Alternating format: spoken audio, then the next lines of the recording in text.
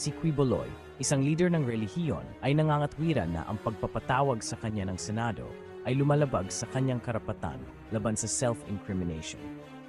Ang OSG sa isang 45 pahinang tugon ay pinabubulaanan ang mga pahayag na ito bilang haka-haka at hindi na angkop.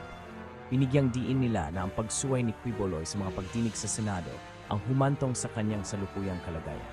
Nilinaw ng Senado na ang karapatan ni Quiboloy laban sa self-incrimination ay naaangkop lamang sa mga kasong kriminal, hindi sa mga pagsisiyasat ng Senado.